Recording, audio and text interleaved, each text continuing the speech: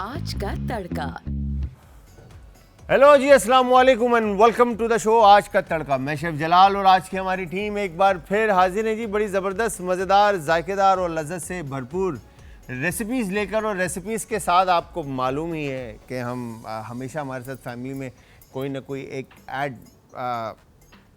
शख्स हो ही रहा होता है। तो आपा हमारे साथ होती हैं, उम्मे राहिल, और हकीम शाह नज़ीर साहब होते हैं, या आपा बिल्कीस होती हैं, या फिर अभी लास्ट जिस तरह से सादिया जो हैं आई थी ऑर्थोडोंटिस्ट। तो इसी तरह से आज हमारे पास मौजूद हैं। आप में से किसी को भी अगर तकलीफ़ है हड्डियों की, या आप में से किसी को भी तकलीफ़ है मतलब जोड़ों की, ठीक है, तो आप इस वक्त हमें कॉल कर सकते हैं। इस वक्त हमारे पास मौजूद हैं, बैठे हैं doctor Mohammad Latif, assistant professor of orthopaedics, surgeon भी हैं और प्लस सही जी स्टेम सेल कंसल्टेंट भी हैं। तो चलते हैं इनकी तरफ। सबसे पहले इनको सलाम करते हैं और फिर इनसे पूछते हैं सवालात। अस्सलाम वालेकुम सर। वालेकुम सलाम। कैसे हैं सर आप? ठीक ठाक हैं, खैरियत से लतीफ़ भाई? जी अल्लाह का शुक्र, मैं बिल्कुल ठीक ठाक हूँ। कोई तकलीफ़, कोई प्रॉब्लम तो नहीं आने में यहाँ पे? नहीं, बस ट्रैफिक और पार्किंग का इशू तो है, बाकी तो ठीक है। ये तो आपको पता ही है, कराची का एक हिस्सा ही है।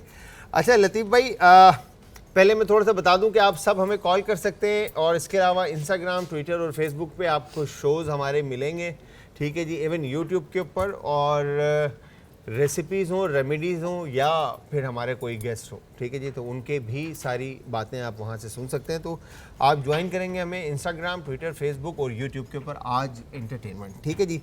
तो लतीफ़ भाई, आप माशाल्लाह से असिस्टेंट प्रोफेसर ऑफ ऑर्थोपेडिक्स हैं और सर्जन भी हैं और स्टेम सेल कंसल्टेंट भी हैं। तो ज़रा सा बताएं कि ये जो जोड़ों की तकलीफ़ के लिए कि सर्जरी सही है या स्टेम सेल के बारे में बताएं थोड़ा सा। देखें, जोड़ों की तकलीफ़ के लिए सबसे पहले तो मैं कहना चाहूँगा कि आप भी समझते होंगे कि जोड़ जिसमें दर्द होती है तो वो ठीक नहीं हो रहा होता। बिल्कुल ऐसा। ख़ास तौर पे ऑस्टियोआर्थराइटिस या घुटने की जोड़ का दर्द, जैसे कि आमतौर पे वो 50 साल के बाद स्टार्ट होता है, बिल्कुल, लेकिन आजकल तो लेस दैन 50 ईयर में भी स्टार्ट होना शुरू हो गया है। तो पेशेंट जो हैं मुख्तलिफ डॉक्टर्स के पास विज़िट करते हैं और उनसे कंसर्न करते हैं, लेकिन उनको पेन किलर्स लिख के दी जाती हैं, और पेन किलर से वक्ती तौर पे उनकी जोड़ का दर्द ठीक हो जाता है, लेकिन मुकम्मल ठीक नहीं होता। डॉक्टर बदलता रहता है, पेन किलर की ब्रांड्स बदलती रहती हैं, लेकिन दर्द में कमी नहीं होती। तो इसके लिए इलाज क्या है? मतलब इसी के लिए मैंने तकरीबन गुज़िश्ता 6 साल से इस पे काम करना शुरू किया। अच्छा, और ये सेंटर ज्वाइन किया जिसका नाम sure cell Australian Karachi stem cell clinic है। यहाँ पर हमने लेटेस्ट ट्रीटमेंट स्टार्ट की है जिसे स्टेम सेल्स कहते हैं। स्टेम सेल्स कहते हैं? जी। स्टेम सेल्स 3 तरह की बेसिकली ट्रीटमेंट्स हैं, ठीक है। नंबर 1 कहलाती है स्टेम सेल्स, नंबर 2 कहलाती है PRP थेरेपी, और तीसरी कहलाती है प्रोलोथेरेपी। तो 3 तरह की बेसिक ट्रीटमेंट हैं जो कि हम जोड़ों में कर रहे हैं। तो अल्हम्दुलिल्लाह मोर देन 80% पेशेंट जो हैं अल्हम्दुलिल्लाह सेटिस्फाई हैं इस ट्रीटमेंट से, और इनको अल्हम्दुलिल्लाह किसी भी पेन किलर की ज़रूरत नहीं पड़ रही। और इवन ऐसे मरीज़ जो क्या कहते हैं नमाज घर पर पढ़ते थे और मस्जिद जाते जाते भी उनको दर्द हो जाती थी, तो अल्हम्दुलिल्लाह इन ट्रीटमेंट से वो पेशेंट भी सेहतियाब हुए हैं अल्हम्दुलिल्लाह। अच्छा, तो ये जो लेटेस्ट ट्रीटमेंट ऑफ जॉइंट है, ये इसके अंदर ये PRP और स्टेम सेल और यही चीज़ें आ जाती हैं? जी बिल्कुल, ये जो लेटेस्ट ट्रीटमेंट है इसमें स्टेम सेल एंड PRP आती है। मैं आपको बताता हूँ अब स्टेम सेल है क्या चीज़। ठीक है। अभी समझें, अगर ये आप जोड़ देखें, ये इस जोड़ में हमारी चिकनी हड्डी जब ख़राब हो जाती है इसे आर्थराइटिस कहते हैं, ठीक है। अब ये चिकनी हड्डी जो है ना, इसको रिपेयर करना है। ओके। तो अल्लाह ताला ने इसमें कुदरती तौर पे स्टेम सेल्स पहले से ही रखे होते हैं। ठीक है। तो ये जो ये चिकनी हड्डी है हमारी? नहीं, यहाँ पर होती है, इसके ऊपर काट लीजिए, जो वाइट नजर आ रही है, वाइट जो नजर आ रहा है, ये चिकनी हड्डी। ओके। तो अल्लाह ताला ने हमें पहले से इसमें स्टेम सेल दिए हैं, लेकिन विद एज के साथ साथ इसकी क्वांटिटी कम होती जाती है। तो स्टेम सेल्स का बेसिक काम ही ये होता है कि वो रिपेयर करे, हील करे, चीज़ों को बेहतर करे और हील करे। कहीं भी हमारी बॉडी में इंजरी होती है तो स्टेम सेल्स का काम है वहाँ पर हीलिंग स्टार्ट कर दे।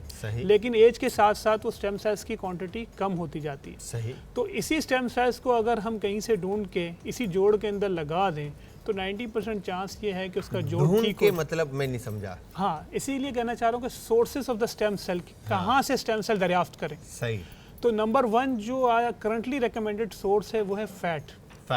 इंसान की अपनी चर्बी, फैट। Okay. तो fat is not bad for me, ठीक है। Fat is not bad for me, क्योंकि हम क्या करते हैं, पेशेंट की मिनी लाइपोसक्शन करते हैं, Okay. उसके एब्डोमेन से फैट लेते हैं, ओके अबाउट 50 ml और 60 ml जो फैट होती है वो एक्सट्रैक्ट करते हैं।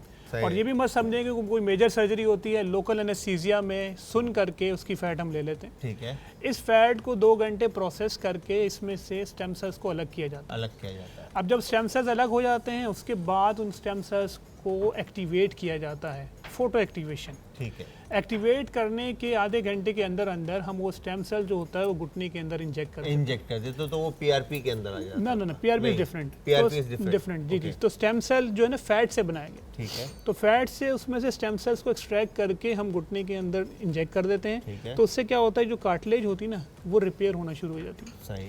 इसी तरह अगर ये शोल्डर जॉइंट है, उसमें दर्द हो रहा है, तो शोल्डर जॉइंट में इंजेक्ट कर तो देंगे। बॉडी के किसी भी जॉइंट किसी भी जोड़ में जो डिजनरेट हो रहा है एज के साथ है। साथ, जो कार्टिलेज डिजनरेट हो रही है, तो वहाँ पर स्टेम सेल्स जो है अपना काम करते हैं और वहाँ पर उसको रिकवरी पैदा करते हैं। सही। देखें, आप खुद समझें कि अगर मैं एक पेशेंट की फ़ैट लेता हूँ तो वो पेशेंट की फ़ैट है ना, एक तरह से नेचुरल हुआ ना, इसमें कोई आउटसाइड से कोई केमिकल तो नहीं हुआ, कोई और चीज नहीं आ outside रही कि वो इंसान में से अपने अंदर से ही निकाली गई हुई चीज जो है जी जी वो बिल्कुल। वापस उसमें जाएगी। तो इसी वजह से किसी और की नहीं हम ले सकते, पेशेंट की अपनी ही बिल्कुल। लेंगे, उसी के ही घुटने में डालेंगे। बिल्कुल। तो उससे अच्छा ये भी जहन में रहे कि हम फैट इंजेक्ट नहीं करते हैं। कुछ लोग कहते हैं कि आप फैट लेके चर्बी वाला इंजेक्शन लगाते हैं। एक्चुअली इजी वर्ड्स में तो चर्बी वाला इंजेक्शन है। एक्चुअली उसी इंजेक्शंस को हमारी जो लैब है उसमें प्रोसेस किया जाता है। सही। प्रोसेस करने के बाद उस इंजेक्शन से स्टेम सेल्स को एक्सट्रैक्ट किया जाता है। सही। तो स्टेम सेल एक्सट्रैक्ट करके वो हम घुटने में लगाते हैं। ठीक है। तो विद इन 6 वीक या 3 मंथ के अरसे में पेशेंट की जो कार्टिलेज, जो चिकनी हड्डी जो घुटने की घिस रही होती है, उसमें हीलिंग शुरू हो जाती है। हीलिंग शुरू हो जाती है। तो यानी कार्टिलेज जो आपकी डैमेज हुई थी वो आहिस्ता आहिस्ता रिकवर होना शुरू हो जाती है।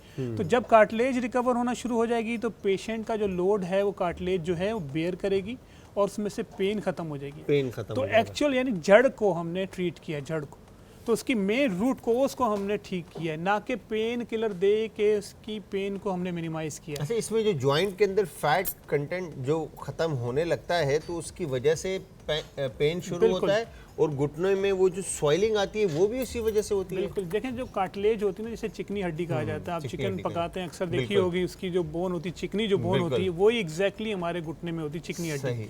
वो जो हड्डी होती है एज के साथ साथ वो घिस जाती है, वो टूट जाती है। ठीक है। तो वो हड्डी इस तरह की है जिसने हमें पेन से बचा के रखा है, रगड़ से बचा के रखा है। आपस में घुटना रगड़ नहीं खाता है। सही। तो जब वो चिकनी हड्डी खत्म हो जाएगी तो घुटना आपस में रगड़ खाएगा। रगड़ खाने लगेगा। जब रगड़ खाएगा तो पेन की सेंसेशन फील होगी और साथ साथ जो उसकी जो मेम्ब्रेन उसके ऊपर होती है उसमें से फ्लूइड पैदा करना शुरू करेगी, यानी उसमें से एक्सेस जो है ना फ्लूइड निकलना शुरू होगा। तो फिर घुटने में स्वेलिंग भी होगी। Swelling आने शुरू हो तो जब हम स्टेम सेल इंजेक्ट करते हैं तो स्टेम सेल इंजेक्ट करने से क्या होता है कि ये चीज़ें स्वेलिंग मिनिमाइज हो जाती है, कार्टिलेज जो डैमेज हुई होती है वो रिपेयर होना शुरू होती है। तो एक तरह से आपका घुटना दोबारा नेचुरल हो जाता है। इसी तरह मैं दूसरी ट्रीटमेंट बताता चलूँ। अगर स्टेम सेल्स को अलग करते हैं, दूसरा है पीआरपी। ये कन्फ्यूजन है कॉमन लोगों में कि what is the difference between stem cell and PRP. PRP. देखिए, पीआरपी को आम लफ्ज़ों में आप लोग प्लाज्मा कहते हैं कि प्लाज्मा थेरेपी है। तो बिल्कुल बेसिकली हम पीआरपी में क्या करते हैं, हम पेशेंट का ब्लड लेते हैं, ब्लड लेके उसको मशीन के अंदर रख के उसमें से जो उसका जो मेन पार्ट है जिसको प्लेटलेट्स कहते हैं, प्लेटलेट्स। बिल्कुल। तो PRP stand for platelet rich plasma, P for platelet, R for rich and P for plasma. तो एक्चुअली प्लेटलेट रिच प्लाज्मा है। तो प्लेटलेट रिच प्लाज्मा हम अपनी लैब में बनाते हैं, ठीक है। वो बना के इसी तरह हम जोड़ के अंदर इंजेक्ट कर देते हैं। ओके। तो वो भी यही तरीका है कि एक तरह से स्टेम सेल्स सुपीरियर है, पीआरपी उससे थोड़ा सा इंफीरियर है। तो सही। पीआरपी के जरिए भी यही काम है कि उसका भी काम यही है, मगर एक्टिवेट होने के स्टेम बाद सेल जो है वो ज्यादा आपका बिल्कुल। क्या कहेंगे कि इंसान के लिए फायदेमंद है फायदेमंद है। बजाय इसके कि वो पीआरपी कराए। पीआरपी थोड़ा टाइम लेगा, लेगा, मगर, लेकिन पीआरपी भी अपनी जगह बिल्कुल सही काम है। करता है। देखें, ये बीइंग ए ऑर्थोपेडिक सर्जन, ये हम डिसाइड करते हैं कि पेशेंट का जो घुटने का Requirement एक्सरे क्या है उसकी रिक्वायरमेंट क्या है, Requirement क्या है, कि सही वो बात उसका घुटना किस स्टेज में आया, वो स्टेज 1 आर्थराइटिस में, स्टेज 2 में है, 3 में है या 4 में है। तो उसके मुताबिक फिर हम डिसाइड करते हैं कि पेशेंट को पीआरपी की नीड है या पेशेंट को स्टेम सेल की नीड है। सही। तो इसी तरह गुज़िश्ता 6 साल से अल्हम्दुलिल्लाह मैं ट्रीटमेंट ये कर रहा हूँ। मोर देन 1000 पेशेंट्स हैं। अब यूँ कहें कि मोर देन 70% ऑफ पेशेंट ऐसे हैं जो इस ट्रीटमेंट से काफ़ी हद तक सेटिस्फाइड हैं। अब तो यार लतीफ़ भाई, मैंने ये देखा है डॉक्टर साहब कि जो जिस तरह से आपने कहा कि 50 की एज में जाके लोगों को ये प्रॉब्लम होती थी, मगर अब 32 से 35 के एज वालों को भी ये प्रॉब्लम होने लगी है। बिल्कुल, वजह उसके पीछे ये है कि ओबेसिटी, अच्छा खाना बनाना और उसके साथ फिर खाना ओवर खाना और ओबेसिटी। अगर देखें, आपने खुद देखा है, अब करंट हमारा जो प्रॉब्लम है ना ओबेसिटी है। यार इसके बारे में ना, ओबेसिटी के बारे के अंदर और ये खाने के बारे के अंदर जो है ना, मैं इधर लिख देता हूँ, ठीक है। खाने के बारे में हमने बात करनी है, ठीक है जी। इनसे हम सवाल कर रहे थे कि खाने पीने की वजह से ही जो है ना ये सारी प्रॉब्लम जो है वो आपको फेस करनी पड़ती है। बट ये भी सवाल मेरा आपकी तरफ है। और सेकंड मेरा सवाल ये है कि पीआरपी स्किन की जितनी भी स्पेशलिस्ट हैं या हमारे जो हेयर फॉल हो रही होती है तो उसके लिए भी पीआरपी हो रही होती है और स्किन के लिए भी पीआरपी हो रही होती है, तो क्या डिफरेंस है जो पीआरपी आप कर रहे हैं और जो ये स्किन और हेयर फॉल वाले कर रहे हैं? देखें, जो हमारा सेंटर है वहाँ पर भी स्किन और हेयर के लिए पीआरपी कर रहे हैं सब। अच्छा, ऐसी बात नहीं, सिर्फ ऑर्थोपेडिक ही है, ज़्यादा ऑर्थोपेडिक फोकस्ड है। अच्छा, लेकिन मतलब आपकी क्लिनिक के मतलब जो आपका है ऑस्ट्रेलियन, आई एम सॉरी एक हाँ, दफा फिर नाम, Australian Karachi stem cell clinic. Stem cell clinic, तो वहाँ पर आपका ये स्किन का और हेयर फॉल का भी है? जी जी बिल्कुल Okay. है। लेकिन बात यह है कि मैं जो समझता हूँ ना, ख़ास तौर पे ऑर्थोपेडिक में जो हमारा दुश्मन है ना, इन्फेक्शन है। देखिए, जोड़ में अगर एक बार इन्फेक्शन हो गई ना तो उसका कोई ट्रीटमेंट फिर सर्जरी के अलावा कोई और ऑप्शन नहीं बचता सर्जरी के। और ये जो फिर बातें करते हैं कि फ़लानी चीज़ आप इस्तेमाल कर लें और यूं कर लें और ये पानी के साथ आप रख लें, फिटकरी में रख लें और गर्म कपड़ा रख लें, और तो ये सारी चीज़ें कहने की हैं। देखिए, ये कहने की बातें हैं। मैं यही कहना चाहूँगा कि इवन आपके थ्रू मैसेज भी देना चाहूँगा कि कोशिश करें क्वैक से बचें। जो इस तरह के मशवरे देते हैं, आप ऑर्थोपेडिक्स को विजिट करें, यानी हर स्पेशलिटी के अपना डॉक्टर मौजूद हैं, बिल्कुल है, तो उनको विजिट करें, वो जो सजेशन दें उस पर अमल करें, ठीक है। सही। जैसे मैं पीआरपी के बारे में बता रहा था कि जो हमारा सेंटर है शोर सेल ऑस्ट्रेलिया, ये ऑस्ट्रेलिया से एफिलिएटेड है शोर सेल्स से। डॉक्टर पीटर के अंडर ये सेंटर काम कर रहा है। तो उसमें जो पीआरपी बनाने का मेथड है वो एग्जैक्टली सेम है जो ऑस्ट्रेलिया में प्रैक्टिस होता है। ओके। तो उसमें पीआरपी बनाने की कंसंट्रेशन, कितना अमाउंट ऑफ ब्लड लेना है, कितनी रोटेशन पे उसको रोटेट करना है, कितने एंगल पे उसको रोटेट करना है, कितनी देर तक उसको फ़ोटो एक्टिवेट करना है, तो ये सब चीज़ें जो है हमारे पास वही स्टैंडर्ड मेंटेन किया जाता है जो कि ऑस्ट्रेलिया में किया जाता है। तो सबसे पहले तो मैं दूसरों को बुरा तो नहीं कहूँगा, मैं तो कहूँगा कि कोशिश करें कि पीआरपी के लिए, स्टेम सेल्स के लिए वहाँ से रब्ता करें जो एफिलिएशन कहीं ना कहीं से हो उसकी। बिल्कुल, जिस तरह से आप पढ़ाई के लिए, एजुकेशन के लिए, या आप अपनी यूनिवर्सिटी के लिए या अपनी स्कूलिंग के लिए एफिलिएशन ढूंढते हैं कि सर्टिफिकेशन की जिसकी वैल्यू हो, तो इसी तरह से जो एफिलिएशन जो क्लिनिक है, तो एफिलिएट जो क्लिनिक है, ऑब्वियसली सारी चीज़ें बाहर से ही कनेक्ट होंगी। तो अब जो पीआरपी बेड साइड पे लोग, तो ऐसे जैसे आपके मैं शो में आया हूँ तो यहीं आपका ब्लड लेके इधर ही पीआरपी बना सकता हूँ। अच्छा। लेकिन हमारे सेंटर में ऐसे प्रैक्टिस नहीं की जाती है। हम लोग एक बाकायदा एक स्टेरिलाइज तरीके से, एक साफ सुथरे तरीके से ब्लड भी लेते हैं। उसके बाद एक प्रॉपर वेल मेंटेन्ड लैब है जिसके अंदर ब्लड को लेके दिया जाता है और कोशिश की जाती है कोई भी एक ऑर्गेनिज्म या कोई भी एक इन्फेक्शन का एलिमेंट उसमें ना हो। 99.9% चांस होता है कि इन्फेक्शन ना हो, ठीक है। तो इसी तरह फिर पीआरपी लगाने के लिए भी हम लोग क्या करते हैं, थिएटर का इस्तेमाल करते हैं। हम लोग पेशेंट को पीआरपी बेड साइड पे नहीं लगाते। हम लोग जो है पेशेंट को पीआरपी हो चाहे स्टेम सेल्स हो, इसके लिए ज़रूरी है कि हम स्टेलाइज तरीके से प्रॉपर ग्लव्स एंड गॉनिंग के साथ, प्रॉपर स्टेलाइजेशन के साथ थिएटर के अंदर, जैसे एक सर्जरी के लिए मेंटेन किया जाता है थिएटर, इसी तरह एक थिएटर में मेंटेन करके पीआरपी या स्टेम सेल्स के जोड़ में या कमर में, किसी भी जोड़ में जहाँ भी लगाना हो तो वहाँ पर लगाएं। करने को तो बैठे बैठे कहीं भी हम लगा सकते हैं, लेकिन देखें अगर एक बार मैंने जैसे अर्ज़ किया इन्फेक्शन होगी तो वो इन्फेक्शन कंट्रोल नहीं होगी। फिर उसका फिर हल क्या है? सर्जरी। फिर तो ऑपरेट करके वो सारा निकालना होगा अंदर से। अच्छा, दूसरी बात ये है कि पीआरपी जो होता है ना, प्लेटलेट्स, आप ये समझें कि अगर हम 10 ml ब्लड लेते हैं ना तो उसमें से सिर्फ जो प्योर पीआरपी निकलेगा ना वो 1 ml होगा। ओके, मतलब 100 में से 10 ml होगा। 10 ml। तो आमतौर पे जो लोग हैं कॉस्ट बचाने की वजह से 20 ml ब्लड लेते हैं, उसमें से 2-3 ml प्योर पीआरपी होता है, बाकी प्लाज्मा मिक्स करके इंजेक्शन बना लेते हैं। लेकिन मैं जो हूँ ख़ास तौर पे खुद जब बनाता हूँ और ये हमारे सेंटर में जो प्रैक्टिस होता है तकरीबन 120 ml ब्लड लेते हैं, तो अबाउट 30 ml तक पीआरपी, जिसमें से 25 to 30 ml पीआरपी हम एक्सट्रैक्ट करते हैं। अबाउट एक जोड़ में 7 ml के अराउंड हम लगाते हैं, किसी के 2 जोड़ हैं तो 14 ml हो गया। तो कोशिश करते हैं पेशेंट को एक स्टैंडर्ड पीआरपी दें, एक अच्छा पीआरपी यानी सुपर सैचुरेटेड पीआरपी दें, जिससे क्या हो उनको अच्छी हीलिंग हो, अच्छा इफेक्ट हो उनको। ये तो फिर आपके लिए भी अच्छा है कि आपका नाम और आपका ब्रांड जो आपका क्लिनिक है वो भी अच्छे लफ्ज़ों में याद किया जाएगा, और दुआओं का एक बड़ा सिलसिला रहता है इंसान का। जब इंसान तकलीफ़ से निकलता है तो ऑब्वियसली ऑटोमेटिकली अंदर से दुआ निकलती है। दूसरी इम्पॉर्टेंट बात कि ये भी मैं अपने व्यूअर्स को कहना चाहता हूँ कि पहले बुज़ुर्ग कहा करते थे कि जी घुटने में एक बार इंजेक्शन लगा लिया तो अब तो सारी ज़िंदगी लगाना पड़ेगा, और जो है अब तो घुटना और ख़राब हो गया, अब तो सारी ज़िंदगी के लिए घुटना ख़राब हो गया। देखें वो जो जिस वक्त में इंजेक्शन थे वो स्टेरॉइड के इंजेक्शन थे। अब हम ऐसा कोई स्टेरॉइड प्रैक्टिस कोशिश करके मैं स्पेशली स्टेरॉइड प्रैक्टिस नहीं करता हूँ। कभी ज़रूरत हो कहीं पे तो बहुत ज़रूरी पेशेंट को इन्फॉर्म करता हूँ, इन्फॉर्म करके लगाना पड़ जाता है, लेकिन 99% कोशिश करता हूँ स्टेरॉइड प्रैक्टिस ना हो।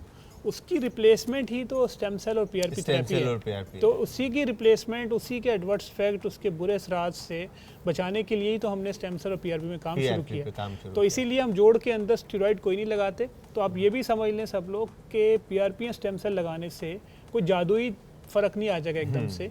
हीलिंग प्रोसेस हमेशा स्लो प्रोसेस होता है, तो आहिस्ता आहिस्ता हीलिंग होती है। टेक टाइम, मतलब मंथ 2 मंथ 3 मंथ तकरीबन लग जाते हैं हीलिंग होने में। अच्छा लतीफ़ भाई, डॉक्टर साहब ये बताएं कि ये जो आपने बताया जोड़ों का दर्द, सारे दर्द, तो अक्सर जो हमारे कॉलर्स हैं या हमारे फैमिली मेम्बर्स हैं या मैंने जो फ्रेंड्स एंड फैमिली सर्कल में मैंने देखा है, लोगों के मोरों का दर्द होता है, बैक का L5 L4 जो है ना, और एंड में उनका रिजल्ट ये होता है कि वो ऑपरेट ही करा रहे होते हैं, और 10-15 लाख रुपए दे के जो है ना वो ऑपरेट होता है, और फिर 3-4 महीने 6 महीने के लिए वो बेड पर होते हैं, और फिर उसके बाद वो बड़े मतलब चलना उनका अजाब होता है। मोरों का मसला जो है ना, आप यूँ समझें कि कमर में जो डिस्क होती है कमर की, L4 L5 L3 L4, यहाँ से डिस्क निकल जाती है।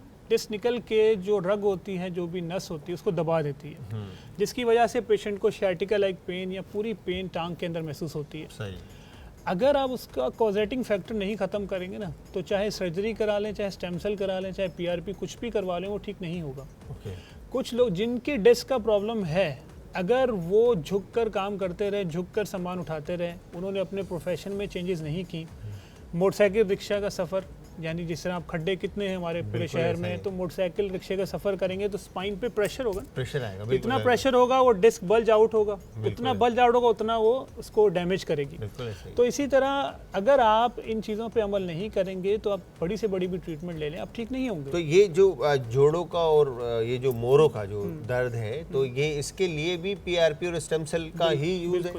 बिल्कुल यूज़ है। मैं कहता हूँ कि मैंने भी तकरीबन आज भी इवन आपके प्रोग्राम में आने से पहले स्पाइन के 2 पेशेंट ट्रीट कर आ रहा हूँ। अच्छा, माशाल्लाह। और 10 मिनट से लेट भी थोड़ा हो गया, वरना 4:30 में आ जाता। लेकिन बात वही है कि स्पाइन के पेशेंट के लिए मेरी काउंसलिंग तकरीबन आधे घंटे की पहले सेशन होता है। उसमें मैं डिस्कस करता हूँ कि अगर आप इन चीज़ों पर अमल कर सकते हैं तो बताएं, मैं आपका ट्रीटमेंट स्टार्ट करूँ। ठीक है। अच्छा, पीआरपी में हम उसमें करते ये हैं कि स्टेम सेल या पीआरपी को लेके वो जो मोहरा या वो जो डिस्क स्लिप हुई है उस डिस्क के अंदर लगा देते। तो जब आप समझ रहे बात को कि अगर डिस्क के अंदर लगा दिया तो जहाँ पर कॉज है उसको ट्रीट किया ना, तो वहाँ पर इन्फ्लेमेशन, जो सोजिश, जो भी चीज़ हुई होती है, वो सोजिश आहिस्ता आहिस्ता खत्म होती जाती है, और वो पेशेंट जो है रिकवरी की तरफ आना शुरू हो जाता है। क्या बात है, क्या बात है। तो इसी तरह से मतलब चाहे वो जिस्म का, बॉडी का कोई भी पार्ट हो, हाथ का दर्द हो, सही है, कोनी का हो, शोल्डर का हो, कॉमन है फ्रोजन शोल्डर, आपने देखा होगा। हाँ, लोग पकड़ के बैठ जाते हैं कि भाई मेरा तो शोल्डर, डायबिटिक में बहुत कॉमन है कि फ्रोजन शोल्डर हो गया, ठीक नहीं हो रहा। उसके लिए तो इवन मैं प्रोसीजर करता हूँ जिसका नाम ही मैंने लिखा है हाइड्रो डायलिटेशन, यानी एक तरह से वाटर इंजेक्ट करता हूँ उसके कंधे के अंदर, और वाटर इंजेक्ट करके जो उसका कैप्सूल होता है कंधे का, उसको बैलून अप कर देता हूँ, ताकि जो चिपचिपाहट है कंधे की वो ख़त्म हो जाए। तकरीबन आधे घंटे का प्रोसीजर होता है। तो ये जो पेशेंट अक्सर होते हैं जिनको फ्रोजन शोल्डर हुआ है, इवन ना तो पर्सनल हाइजीन अपनी मेंटेन कर सकते हैं, ना बालों में कंघा कर सकते हैं, ना खाना सही तरह खा सकते हैं, क्योंकि कंधा ही नहीं हिला जा रहा, फ्रीज हो गया ना शोल्डर, नाम से इंडिकेट कर रहा है कंधा जो है फ्रीज हो गया। तो इसके लिए क्या किया जाता है, उस फ्रीज को आप ख़त्म करने के लिए क्या करते हैं, उसमें हाइड्रोडायलिटेशन यानी उसमें वाटर इंजेक्ट करते हैं, लोकल एनेस्थीसिया, उससे कंधा जो है बैलून अप हो जाता है। उसके बाद हम मूवमेंट कराते हैं ताकि वो जितना भी फाइब्रोसिस हुई है वो ब्रेक हो जाए। फिर आफ्टर 1 मंथ उसके उसी कंधे में पीआरपी का सेशन करते PRP का हैं सेशन ताकि जो है उसके अंदर जो है हीलिंग स्टार्ट हो जाए। हीलिंग स्टार्ट हो जाए। तो ये क्या बात है सर, क्या बात है। डॉक्टर महमूद लतीफ़ साहब हमारे साथ मौजूद थे। सर मैं कहूँगा एक ब्रेक का टाइम हुआ है, तो जाते जाते सबसे पहले तो थैंक यू वेरी मच, आप आए, आपने टाइम निकाला कीमती वक्त में और हमारे लोगों को आगाह किया जोड़ों की तकलीफ़ के बारे में, और बहुत ज़बरदस्त बातें बताई। PRP स्टेम सेल्स मेरे नॉलेज में नहीं था, मेरे नॉलेज में ये चीज़ आई, और ये चीज़ का मालूम होना आपके लिए और हमारे लिए फ़ायदेमंद ही है। तो डॉक्टर साहब मैं एक चाहूँगा कि जाते जाते कोई मैसेज अगर आप देना चाहें। देखिए, वो पेशेंट जो कमर की दर्द में मुब्तला है, जो घुटने की दर्द में मुब्तला है, उनको मायूस होने की ज़रूरत नहीं है। साइंस अब तरक्की कर रही है बहुत बिल्कुल ज़्यादा। ऐसा है, 100%। अब लेटेस्ट ट्रीटमेंट हमारे पास मौजूद है अल्हम्दुलिल्लाह। यार मैं इतना भी नहीं कहता कि पेशेंट आके और जो है बहुत ज़्यादा एक्सपेंसिव वो भरे। अगर पेशेंट को कोई प्रॉब्लम है तो पर्सनली आके मुझसे मिल सकता है, तो सही। इंशाल्लाह ताला जो हो सकता है उसके लिए करेंगे बेहतर, क्योंकि मेरा काम है इलाज करना, शिफा देना अल्लाह का काम है। अल्लाह का काम तो है। मैं क्या तो basic खूबसूरत यही बात कहूँ। की है डॉक्टर साहब, थैंक यू वेरी मच, बहुत बहुत शुक्रिया। आज का तड़का। सबसे पहले हमने रेसिपी की तरफ जाना है। ओह माय गॉड, पेन काफ़ी गर्म हो गया है, पैन काफ़ी गर्म हो गया है। अच्छा जी, तो यहाँ पर हमने जो रेसिपीज़ बनानी है उसमें दो तरह की रेसिपी है। एक तो हम बना रहे हैं बेसिकली ये अरब रेसिपी है, ठीक है जी, बट इसको हमने फ्यूजन के अपने फ्लेवर्स के साथ ये बैंगन, आलू और मुर्गी की हम एक रेसिपी बना रहे हैं, जिसके अंदर हम यहाँ पे जो इंग्रेडिएंट इस्तेमाल कर रहे हैं उसके बारे में मैं आपको बताता चलूँ। तो ये यहाँ पे प्याज है, टमाटर है, हरी मिर्चें, ठीक है जी, लाल मिर्च, हल्दी, नमक, इलायची, दारचीनी, धनिया और ज़ीरा जो है वो कूटा हुआ है, और साथ में अदरक और लहसुन चॉप करके, और यहाँ पे ये चिकन क्यूब्स हम इस्तेमाल कर रहे हैं, ठीक है जी। तो इसमें क्वांटिटी जो है वो मैं आपको बता दूंगा, बट दूसरी रेसिपी जो है हमने कश्मीरी बेसिकली ये रेसिपी है, नाम इसको कश्मीरी दिया है बिकॉज ये सेब का और गोश्त का, ठीक है, एक स्वीट एंड स्पाइसी रेसिपी हमने आप लोगों के लिए क्रिएट की है। तो आपने ये रेसिपी भी ट्राई करनी है। तो ये तमाम रेसिपीज़ जब आप ट्राई करेंगे तो आप लोगों ने हमें देना है फीडबैक, और फीडबैक देने के लिए आप सब हमें ज्वाइन करेंगे इंस्टाग्राम, ट्विटर और फेसबुक पे, इवन यूट्यूब के ऊपर। आज एंटरटेनमेंट हमारा चैनल का लिंक है, और चैनल है आज एंटरटेनमेंट, और लिंक जो है फेसबुक, इंस्टाग्राम और ट्विटर, वो भी आज एंटरटेनमेंट है। तो सबसे पहले और इवन आप कॉल कर सकते हैं, ठीक है जी, बात कर सकते हैं। अगर कोई रेसिपी के बारे में कुछ पूछना चाहते हैं तो आप पूछ सकते हैं। तो सबसे पहले हम कुकिंग ऑयल ऐड करते हैं, ठीक है जी, और कुकिंग ऑयल ऐड करने के बाद अच्छा, एग प्लांट जो बैंगन है, बैंगन आप काट कर ना उनको पानी में रख लें पहले, ठीक है, ताकि बैंगन जो है वो काले ना हो। और उसके बाद दूसरी तरफ पोटैटोज़ भी जो हैं आपने, आलू भी काट कर पानी में सोख करके रखना है, बिकॉज आलू भी काले ना हो, इस चीज़ का आपने ख्याल रखना है, ठीक है जी। और अब ये हमने बैंगन जो है इस तरह से ऐड कर दिया पानी में, ठीक है। ऑयल जब गर्म हो जाए तो सबसे पहले आप क्या करेंगे,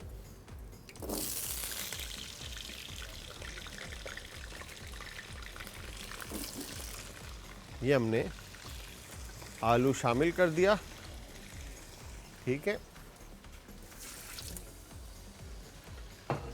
फ्राई होने के लिए और फुल फ्लेम पे आलू को हम इस ऑयल में फ्राई कर लेंगे, और इवन हम इसको कैप कर देते हैं, ठीक है जी। तो ये हमारी रेसिपी जो थी इसकी आलू और बैंगन, ये ऑप्शनल है कि आप इसको फ्राई करें, अदरवाइज़ आप इसको डायरेक्ट भी कुक कर सकते हैं। तो मैं इसलिए फ्राई कर रहा हूँ ताकि आप लोग जब घर पे खाना बनाएं और खाना खाएं तो आप कहें कि यार आज एंटरटेनमेंट पे जो शो होता है आज का तड़का, ठीक है, वहाँ पे जो टीम मेहनत करती है और जो शेफ़ वहाँ पे खाना बनाना सिखाता है या बताता है, तो वो बहुत अच्छा बनाता है और अच्छा सिखाता है। तो आप हमें अप्रिशिएट करें, बेसिकली आज एंटरटेनमेंट के इस शो को आप अप्रिशिएट करें, ठीक है जी। तो इसीलिए ये बैंगन और आलू को हम फर्स्ट फ्राई कर लेंगे, ठीक है जी। दूसरी तरफ हम पैन लेते हैं, ठीक है, एक और इस पैन के अंदर आपने कुकिंग ऑयल ऐड कर दिया। ठीक है जी, कुकिंग ऑयल ऐड करने के बाद आप पैन को करेंगे गरम। अच्छा, यहाँ पर अब जो आज डॉक्टर थे ऑर्थोपेडिक अमजद भाई, ठीक है जी, इनसे जब बात हो रही थी, ठीक है जी, अमजद आई थिंक मेरे ख्याल से मैं नाम मोहम्मद लतीफ़ भाई, ठीक है जी, तो इनसे जब बात हो रही थी तो मैंने बड़ी खूबसूरत बात इन्होंने की कि देखें ये तकलीफ़ जिसके साथ होती है, तकलीफ़ उसी को ही मालूम होता है। अगर ये 80% लोग इनसे सेटिस्फाई हैं और उनको पेशेंट्स को सेटिस्फेक्शन मिल चुकी है, तो मैं ये सजेस्ट करूँगा, बिकॉज कि मेरे एक बहुत क्लोज़ फ्रेंड है, दोस्त है मेरे, बहुत अच्छे भाइयों की तरह हैं, ठीक है जी, उनका नाम है हादी, ठीक है। तो हादी भाई की कोई ज़्यादा एज नहीं होगी, हमारे बराबर ही हैं, ठीक है। तो हादी भाई के भी घुटनों में पेन है, तो उनकी घुटने जो है ना वो सॉइल हो जाते हैं, तो मैं उनको ज़रूर प्रेफर करूँगा कि आप जाके डॉक्टर मोहम्मद लतीफ़ भाई को दिखाएं और उनसे ये पीआरपी और स्टेम सेल जो है ना ये करवाएं, ताकि वो जल्द से जल्द सेहतियाब हो। बिकॉज कि जो आपका प्यार या आपका चाहने वाला या आपका क्लोज़ होता है, तो तकलीफ़ में होगा तो ऑब्वियसली जाहिर सी बात है आपसे देखा नहीं जाएगा, ठीक है। जो हम चीज़ें, आप रेमेडीज़ अप्लाई करें, आप ऑयल का यूज़ करें, आप पट्टियाँ लगाएं, आप कुछ भी करें, आप सारी चीज़ें करें, बेशक मना मैं किसी चीज़ को नहीं कर रहा, मगर एक चीज़ साइंस ने बनाई है और किया है और वो हो रहा है इस दुनिया के अंदर। इवन जैसे उन्होंने बताया कि डॉक्टर ने ऑस्ट्रेलियन एक डॉक्टर से एफिलिएशन है और उनके फार्मूलाज को अप्लाई किया जा रहा है। तो मैं ये सजेस्ट करूँगा कि आपको कि अगर अल्लाह ना करे आप में से कोई इस तरह का पेशेंट है जिनको हड्डियों का मसला है, तो वो ज़रूर इनको जाके चेक कराए, ठीक है जी। तो यहाँ पर ऑयल जैसे ही आपके पास गर्म होता है, ठीक है जी, तो इसमें आपने करना क्या है, ये अदरक और लहसुन का पेस्ट आपने चिकन में ऐड कर दिया, ठीक है। चिकन में शामिल करने के बाद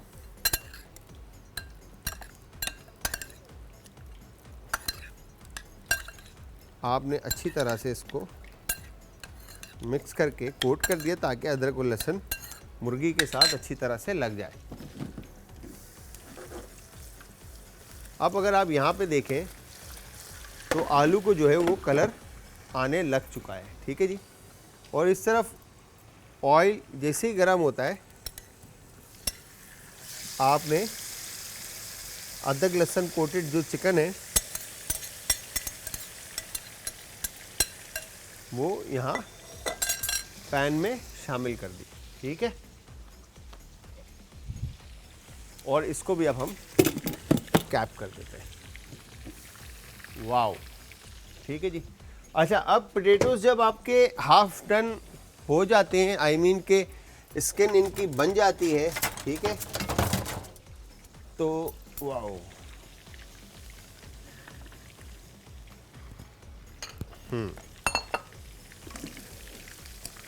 अब जब इनके ऊपर ये देखें तो ब्राउन स्किन बन चुकी है, ठीक है, और आलू अभी कच्चे हैं थोड़े, और इनको पकाते हैं हम फुल फ्लेम पे ही, ताकि ये अच्छी तरह से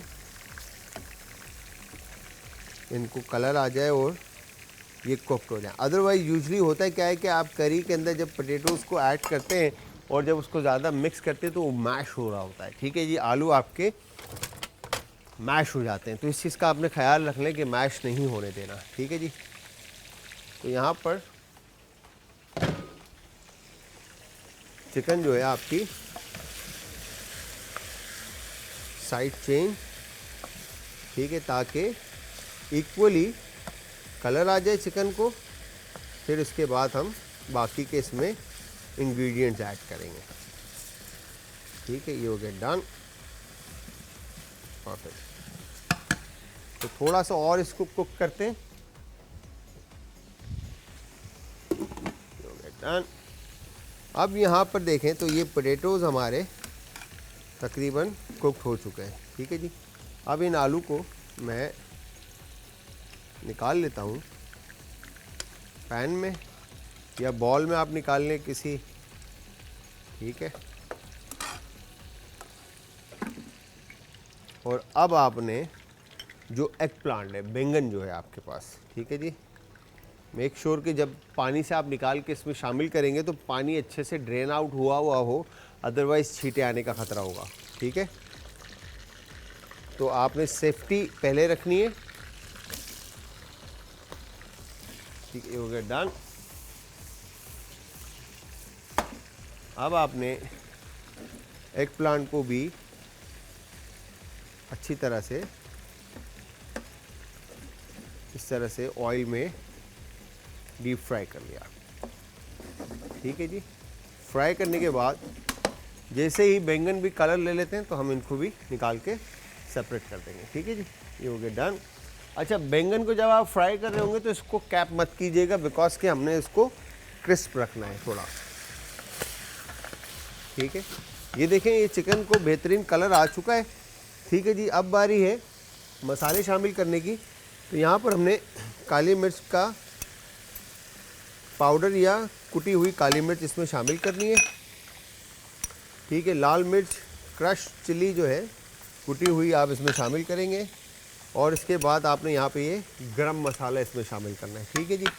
गरम मसाला शामिल करने के बाद ज़ीरा कुटा हुआ इसमें, ठीक है जी, और कोरिएंडर क्रश। फिर उसके बाद यहाँ पे चिकन पाउडर शामिल करेंगे और थोड़ा सा नमक। तो ये हो गया डन, ठीक है। तो व्यूअर्स, यहाँ पे चिकन में हमने मसाला शामिल किया है, इसको मैं अच्छे से पकाऊंगा मसाले के साथ। और दूसरी तरफ बैंगन जो है उसको कलर आ रहा है। अच्छा जी, मैंने यहाँ पर अभी बिल्कुल इसी मतलब मैंने इसमें से एग प्लांट निकाले और पोटैटोज़ अलग किए हैं, ठीक है जी। और उसके बाद मैंने ये अनियन ऐड किया। अनियन में मैं पिंच सॉल्ट ऐड कर रहा हूँ ताकि ये अच्छे से इसको कलर आ जाए। और दूसरी तरफ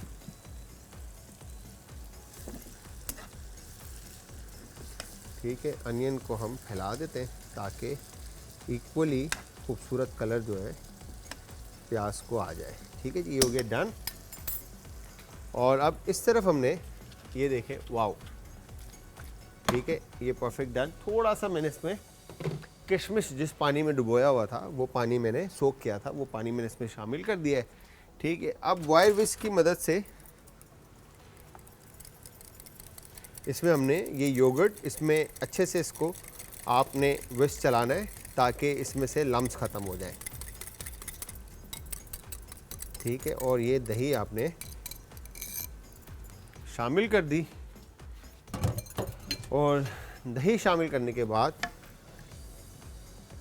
अब आप इस करी को फुल फ्लेम पे पका लेंगे, ठीक है। इसके अंदर हमने सबसे पहले तो आपने चिकन को अदरक लहसुन का पेस्ट लगाकर रेस्ट दे देना है ताकि अदरक लहसुन का फ्लेवर जो है वो चिकन में अच्छी तरह से इन्फ्यूज़ हो जाए। और उसके बाद आपने अदरक लहसुन के पेस्ट को चिकन के अंदर लगाने के बाद आपने रेस्ट दिया और उसी चिकन को फिर आपने ऑयल में शामिल करके भून लिया। भूनने के बाद आपने इसके अंदर वो मसाले शामिल करने जो मैंने आपको बताया, जिसके अंदर लाल कुटी हुई मिर्च, ज़ीरा कुटा हुआ, धनिया कुटा हुआ, चिकन पाउडर, लाल कुटी हुई मिर्च, काली कुटी हुई मिर्च शामिल करके आपने मुर्गी को अच्छी तरह से पका लिया विद सॉल्ट। अब जब ये कुकड हो रहा होगा तो इसमें से हाफ ऑफ किशमिश जो है आपने जो पानी में सोक किया आपने, ठीक है, ये हाफ किशमिश आप इसमें ऐड कर दें, ठीक है, ताकि ये फूल जाए अच्छी तरह से। इसमें थोड़ी सी स्वीटनेस जो है वो रेजन्स की आ जाए। और ये आपने इस तरह से इसको डन कर दिया। अब मैं यहाँ पर इसको हाफ कैप कर देता हूँ ताकि ये अच्छी तरह से मीट भी कुकड हो जाए और इसमें बबल्स भी आ जाए और पानी भी इसका खुश्क होने लग जाए। दूसरी तरफ अनियन को थोड़ा सा टाइम रिक्वायर्ड है करी के लिए, ठीक है। ये आपने अनियन लेकर इस तरफ, अच्छा, अब हम क्या करेंगे, यहाँ पर वंस अनियन डन होते, ठीक है। अब ये पोटैटोज इस तरफ, इसमें हमने ये तमाम मसाले जैसे हल्दी पाउडर, ठीक है, लाल मिर्च का पाउडर, ठीक है, और इसके बाद यहाँ पे ये कोरिएंडर पाउडर, और ये करी पाउडर आपने इसमें शामिल कर दिया। ठीक है, शामिल करने के बाद आप अच्छी तरह से चिकन को मसाले के साथ कोट करके रेस्ट दे दें। ये हो गया डन परफेक्टली। ठीक है, ताकि फ्लेवर जो है वो मीट के साथ अच्छी तरह से इन्फ्यूज़ हो जाए। ये हो गया डन। दूसरी तरफ टमाटर लेकर, ठीक है, ये आपने ब्लेंडर मशीन में ऐड कर दिया और ब्लेंडर मशीन में ऐड करने के बाद बिल्कुल माइनर क्वांटिटी ऑफ वाटर आप इसमें ऐड कर देंगे ताकि अच्छी तरह से टमाटर का प्यूरे बन जाए। इवन कि आप चाहें तो इसमें स्लाइस टमाटोज भी आप ऐड कर सकते हैं वो आपके ऊपर डिपेंड करता है। ठीक है जी,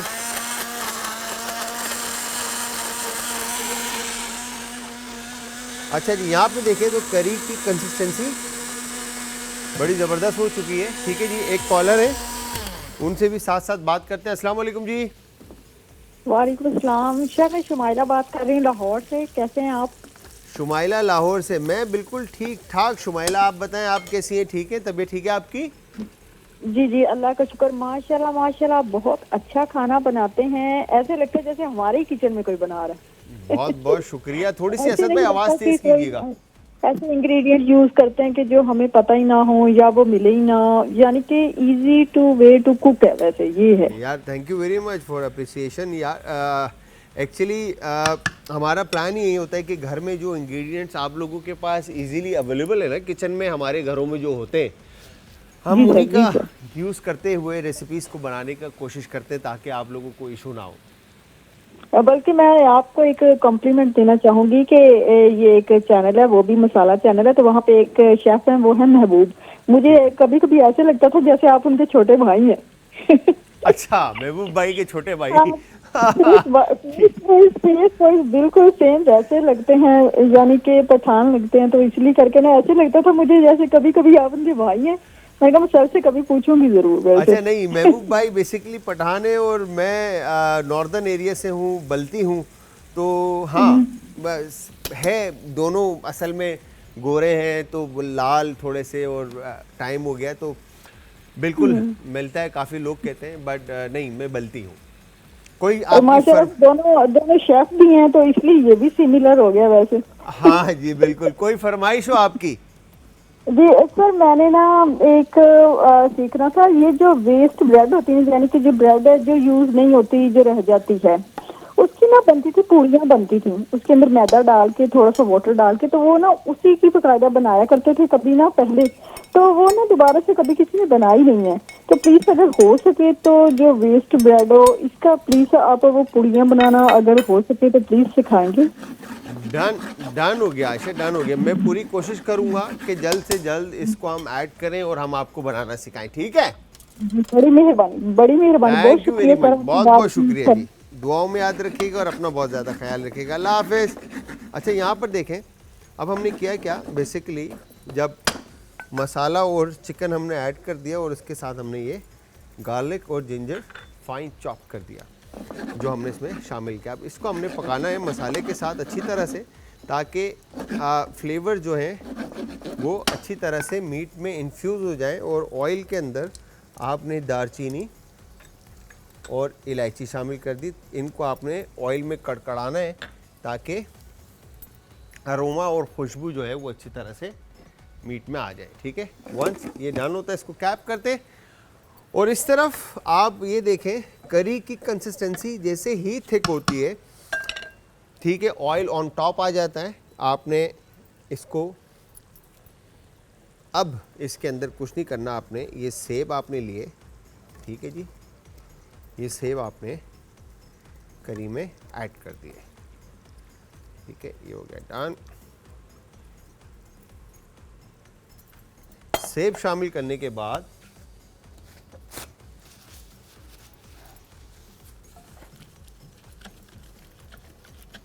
आपने इसको एक दफ़ा और अच्छी तरह से कैप करके कुक्ड होने के लिए रख देना है ताकि फ्लेवर सारे वो एक साथ आ जाए। ठीक है, यहाँ पर चिकन जैसे ही कुक होती है, ये हो गया डन। ठीक है, बड़ा ज़बरदस्त सा अरोमा मसाले का आपको आने लगेगा।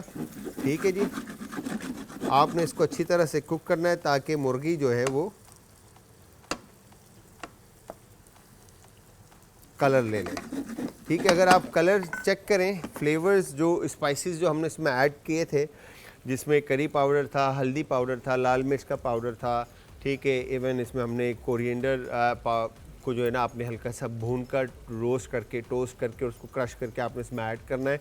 नमक हो गया और थोड़ा सा चिकन पाउडर ऐड करके आपने उसको अच्छी तरह से कुक करना है। वंस ये डन होता है तो फ्लेवर जो आप स्पाइसेस जब कोट कर देंगे चिकन के साथ तो वो फ्लेवर्स चिकन में वैसे ही इन्फ्यूज़ हो जाएंगे, मगर जब आप ऑयल में पकाने के लिए शामिल करेंगे उसको तो उसमें भी वो बड़े ज़बरदस्त से फ्लेवर जो है ना आपको आ रहे होंगे। ठीक है जी, वंस ये डन होता है, अब आप ये देखें तो ऑयल बेस में कलर सारे जो है ना वो ऐड हो गए। ठीक है जी, और स्पाइसेस जो है वो पक रहे हैं। ठीक है, मसाले जो है वो भुने जा रहे हैं। तो अब हमने हरी मिर्चें शामिल करके, ठीक है, इसको दोबारा से मसाले के साथ मुर्गी को पकने के लिए रख दिया।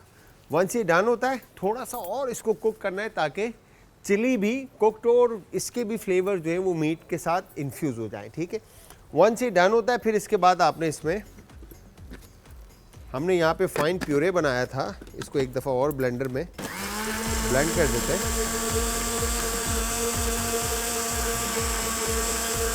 ये हो गया डन। और अब आपने इसमें ये प्यूरे शामिल कर दिया। ठीक है जी, प्यूरे शामिल करने के बाद इसको आपने अच्छी तरह से मिक्स किया और मिक्स करने के बाद अब आपने इसको इतना पकाना है कि ये ऑयल को छोड़ दे। ठीक है जी, अब ये जो बैंगन थे हमारे पास, एग प्लांट थे, एग प्लांट को छोड़कर आप इसमें आलू जो पोटैटोज़ थे आपके पास, जो आपने हाफ डन किए थे, ठीक है, वो पोटैटोज़ आप इसमें ऐड कर दें, बिकॉज के जो कसर इसकी आलू की रह गई है वो इसमें करी के अंदर कुकड हो जाए। अच्छा, बैंगन को इतना नहीं पकाना क्योंकि फ्राई हो चुके हैं। ठीक है, तो ये हो गया डन।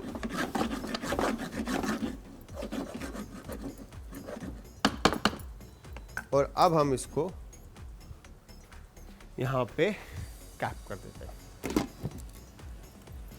दूसरी तरफ ये बबल्स आ चुके हैं, ऑयल ऑन टॉप पे, सेब आपका हल्का सा क्रंची रहना चाहिए, बजाय इसके कि पता चले कि सेब जो है वो सालन में गल जाए और बिल्कुल घुल जाए। ठीक है, और मिक्स हो जाए, तो वो सेब आपके फ्रेशनेस सेब की जो है वो बरकरार रहनी चाहिए है। तो मैं इसको बिल्कुल स्लो फ्लेम पे इसको कुक करने के लिए रख देता हूँ। तो व्यूअर्स, आप लोगों ने रेसिपीज़ हमारी ज़रूर ट्राई करनी है और ट्राई करने के बाद आप सब ने हमें फीडबैक ज़रूर देना, और फीडबैक देने के लिए आप सब हमें ज्वाइन करेंगे जी इंस्टाग्राम, ट्विटर और फेसबुक पे। हमारे पेजेस का जो लिंक है वो है जी आज एंटरटेनमेंट। यूट्यूब पे आप सब हमें ज्वाइन करेंगे। अगेन हमारा जो चैनल है आज एंटरटेनमेंट के ही नाम से है। ठीक है, जहाँ पर अब तक की तमाम रेसिपीज़, वीडियोज़ और पूरे शोज़ आपको मिलेंगे, आप वहाँ से आराम से देख सकते हैं। तो यहाँ पर हमने मसाले को कुक करने के लिए रख दिया है। और एग प्लांट तो मैं एक दफ़ा फिर से रेसिपी रिपीट कर देता हूँ, अगर आप चाहें तो चिकन को आप स्पाइसेस के साथ मैरिनेट करेंगे, जिसके अंदर हमने जो एग प्लांट, पोटैटोज़ और चिकन जो हम बना रहे हैं, इसके अंदर चिकन को आप मैरिनेट कर देंगे विद स्पाइसेस। जो मसाले हमने शामिल किए, करी पाउडर हो या टर्मरिक पाउडर हो या रेड चिली पाउडर हो, even cumin and coriander powder के साथ सॉल्ट थोड़ा सा ऐड करेंगे, और ताकि फ्लेवर्स अच्छी तरह से वो मीट में इन्फ्यूज़ हो जाए। दूसरी तरफ आपने करना क्या है, पोटैटोज़ और एग प्लांट को आपने ऑयल के अंदर अच्छी तरह से फ्राई करके निकाल लेना है। ठीक है जी, उसको सेपरेट कर देंगे। फिर जो ऑयल उसमें रह जाएगा उसके अंदर आपने वो मैरिनेटेड चिकन से पहले प्याज को हल्का सा ब्राउन करना है और मैरिनेटेड चिकन ऐड करनी है, और उसके अंदर आपने गार्लिक एंड जिंजर को फाइन चॉप करके ऐड करना है विद होल स्पाइसेस में जो हमने इंग्रेडिएंट यूज़ किए उसमें हमने सिनेमन स्टिक और छोटी इलायची। अगर सिनेमन स्टिक और छोटी इलायची के साथ आप फूल बादियान और बड़ी इलायची भी यूज़ कर सकते हैं, अगर आप ऐड करना चाहें, और इवन कि कोई भी मसाला आप शामिल करना चाहते हैं तो वो मसाले भी आप इसमें शामिल कर सकते हैं। अच्छी तरह से शामिल करने के बाद आप इसको पकाएंगे। वंस आपको खुशबू आने लगे, टमाटर का आपने प्यूरे बनाना है और टमाटर का प्यूरे बनाकर आप इसमें ऐड कर देंगे और उसके बाद पोटैटो शामिल करने के बाद आप इसको अच्छी तरह से पकने के लिए रख देंगे। जब करी आपकी कुक हो जाएगी तो फिर फ्राई एग प्लांट आप इसके अंदर ऐड करेंगे। तो दूसरी तरफ हमारे पास एप्पल और चिकन कुकड हो रही है। कश्मीरी सेब गोश्त, अज्जा, बीफ हड्डी वाला आधा किलो, सेब आधा किलो, लहसुन अदरक पेस्ट 1 खाने का चम्मच, दही 1 पाव, लाल मिर्च कुटी हुई 1 खाने का चम्मच, काली मिर्च कुटी हुई 1 चाय का चम्मच, काला जीरा कुटा हुआ 1 चाय का चम्मच, साबुत धनिया कुटा हुआ 1 चाय का चम्मच, गरम मसाला पाउडर 1 चाय का चम्मच, घी आधा कप, नमक हस्बे जायका, किशमिश गार्निशिंग के लिए। तरकीब: पैन में घी गरम करके लहसुन अदरक पेस्ट को फ्राई कर लें, फिर इसमें गोश्त शामिल करके अच्छी तरह फ्राई कर लें। अब इसमें तमाम मसाले दही में मिक्स करके शामिल करें, इतना भूने कि दही का कच्चापन खत्म हो जाए। अब इसमें सेब और हस्बे ज़रूरत पानी शामिल करके अच्छी तरह पकाएं। जब मसाला घी छोड़ दे तो किशमिश डालकर मिक्स कर लें और डिश आउट करके सर्व करें। आप देख रहे हैं यहाँ पर बड़ी ज़बरदस्त सी जो 2 रेसिपीज़ हैं, ये दोनों रेसिपीज़ होपफुली आप लोग ट्राई करेंगे। और जब भी आप इन रेसिपीज़ को ट्राई करेंगे तो आप लोग 100% आई एम 100% श्योर कि आप लोगों को ये रेसिपीज़ हमारी पसंद आएगी। बिकॉज के एक रेसिपी थोड़ी शार्प है और एक रेसिपी ज़रा स्वीट एंड स्पाइसी है। तो ये एप्पल के इसमें आप अगर देखें तो चंक्स आपको नज़र आ रहे होंगे, बड़े ज़बरदस्त से जो है ना फ्लेवर्स इसमें आपने ऐड किए हैं और चिकन परफेक्टली कुकड है। और ऊपर से मैंने ग्रीन चिलीज़ इसमें ऐड किए फ्रेश। अगर आप चाहें तो दम देते वक्त भी ग्रीन चिलीज़ इसके अंदर कट इन 2 करके आप ऐड कर दें और उसको दम दे दें तो ग्रीन चिली का अरोमा, थोड़ा सा खुशबू भी करी में ऐड हो जाएगा। तो जब आप बाइट लेंगे तो वो भी एक बड़ा ज़बरदस्त फ्लेवर जनरेट करेगा। मेरे अभी इस वक्त आई एम सॉरी मुंह में पानी आ रहा है बिकॉज कि मैं सोच रहा हूँ उसके फ्लेवर्स किस तरह के होंगे, इसलिए। तो यहाँ पर दूसरी तरफ हमने जो रेसिपी बनाई है जिसके अंदर हमने एग प्लांट एंड पोटैटोज़ करी के साथ, तो ये भी बड़ी ज़बरदस्त तरीके से रेडी हो चुकी है। तो ये भी आपने ट्राई करनी है। पोटैटोज़ परफेक्टली कुकड हैं, एग प्लांट गला हुआ नहीं है बिल्कुल, एग प्लांट जो है ना फ्राई है इसके अंदर और हमने ऐड किया लास्ट में बिल्कुल, ताकि बाइट के अंदर एग प्लांट का फ्लेवर आ रहा हो। अदरवाइज़ आप होता क्या है कि जब आप एग प्लांट को फ्राई किए बगैर जब आप शामिल कर देते हैं तो वो गल के ख़त्म हो जाता है, सिर्फ उसकी स्किन जो डार्क स्किन है वो रह जाती है, बाकी पल्प उसका सारा वो करी में शामिल हो जाता है। तो वो फिर बाइट में ना मतलब समझ रहे, तो हल्की सी एग प्लांट में ना एक बिटरनेस होती है। तो वो मैं ये कहूँगा कि वो जब आप फ्राई कर लेंगे तो वो हर बाइट में सेपरेट आ रहा होगा। तो व्यूअर्स यहाँ पर ये आज की हमारी दोनों रेसिपीज़ आपने एप्पल एंड चिकन और potato egg plant and chicken, ये दोनों रेसिपीज़ आपने ट्राई ज़रूर करनी है। और जब भी आप ट्राई करेंगे आप लोग ट्राई करके हमें फ़ीडबैक देंगे और फ़ीडबैक देने के लिए आप सब ने हमें ज्वाइन करना है जी इंस्टाग्राम, ट्विटर और फेसबुक पे। हमारे पेजेस का जो लिंक है वो है जी आज एंटरटेनमेंट। यूट्यूब के ऊपर भी हमारा चैनल जो है वो आज एंटरटेनमेंट ही है। तो मैं शेफ़ जलाल, टाइम ख़त्म हो चुका है, इजाज़त चाहूँगा। जाते जाते हमेशा की तरह सेम लाइन होगी कि अपना, अपने प्यारों का, आस पड़ोस के लोगों का, दोस्तों का और रिश्तेदारों का रखिएगा बहुत ज़्यादा ख्याल। मुझे और हमारी आज की टीम को रखिएगा अपनी दुआओं में याद। कल फिर हाजिर होऊंगा सेम टाइम सेम शो में। तो कल तक के लिए अल्लाह हाफ़िज़।